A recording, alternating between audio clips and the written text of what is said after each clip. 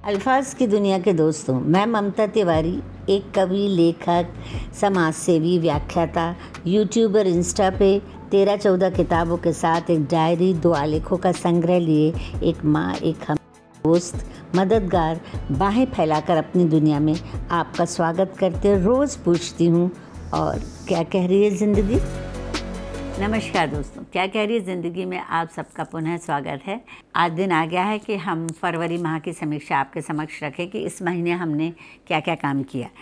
तो हमने, क्योंकि स्वामी विवेकानंद जी का जो है कि जीवन की अनसुनी बातों पर हम चर्चा कर रहे थे, तो हमने ना चाहते भी कि हमने उसको छोटा करना चाहा, पर यह अन्याय होता तो हमने भाग 6वां भी फरवरी के फर्स्ट वीक में दिया। पर मुझे लगा कि मैं थोड़ा सा न्याय नहीं कर पाई, क्योंकि आखिर में थोड़ा सा हड़बड़ी हो गई थी, क्योंकि उनका विषय इतना विस्तृत था जिसमें मैंने शिकागो के स्पीच का और उनके स्पीचेस का वर्णन ही नहीं किया। मैंने उनकी पर्सनल लाइफ के बारे में बात की थी।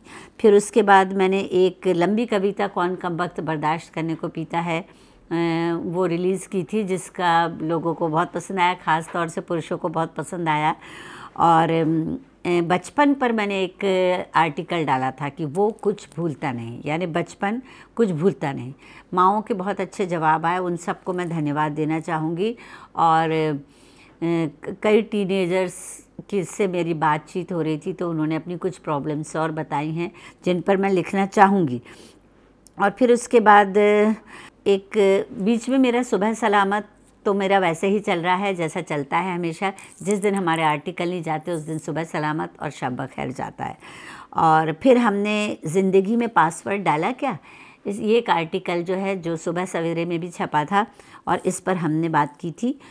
और फिर सुबह सलामत और वो आता रहा। फिर गुरुवार और इतवार को हमारे आर्टिकल्स, जिनको मैं पढ़ती हूँ, वो आते हैं, तो उसमें हमने लहजा पे बात की थी कि बोलने का तरीका कैसा होना चाहिए और किस तरह से बातचीत करनी चाहिए जिससे सामने वाले को हम इम्प्रेस कर सकें, वो डाला था।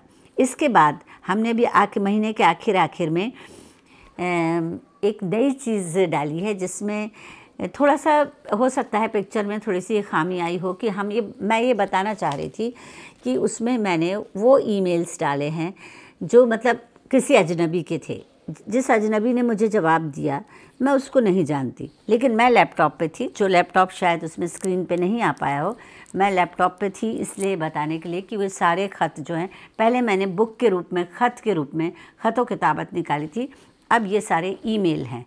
तो हम नेचुरली इनबॉक्स और ये सब सारी चीज़ें, इन सब चीज़ों का, और लैपटॉप पे चलती उंगली दिखाते हैं और फेस मेरा दिखाया जाता है, और दूसरी तरफ की आवाज़ जो अजनबी की आवाज़ है वो बद्रवासली साहब ने दी है। तो इसके भी 5-6 पार्ट बने हैं, जो अभी 2 पार्ट हैं वो रिलीज़ हो चुके हैं। आगे के पार्ट आप देखिएगा और अपनी राय ज़रूर दीजिएगा, क्योंकि मैं कोई भी चीज़ नकली नहीं लिखती हूँ या बेकार बेवजह बैठे बैठे मैंने उन्हें बना दिया हो, ऐसा बिल्कुल नहीं है। और इसीलिए मैं चाह रही थी कि आप जो है ईमेल के बारे में मुझे क्लियर करें कि वो आपको कैसा लगा, वो सच्चे ख़त हैं, किसके हैं, क्या है, ये जानने की आपको आवश्यकता नहीं है, क्योंकि जिनके भी होंगे, जब वो अजनबी की बात करते हैं तो इसका मतलब है कि वो अपना परिचय नहीं देना चाहते, और हम किसी की प्राइवेसी को भंग नहीं करेंगे। तो आप ज़रूर से बताइएगा ईमेल के बारे में, और तब तक के लिए आप मेरा सुनते रहिए क्या कह रही है ज़िंदगी, और पुस्तकें भी पढ़िए। अगर पुस्तकों की आवश्यकता हो तो हम पुस्तकें आपको फिर से डाल देंगे जो हमने निकाली हैं। और नया कुछ आप सुनना चाहते हो, नया कुछ जानना चाहते हो, तो आप ज़रूर बताएं, मुझे खुशी होगी आप लोगों से नए नए विषयों पर बात करने में। शुक्रिया।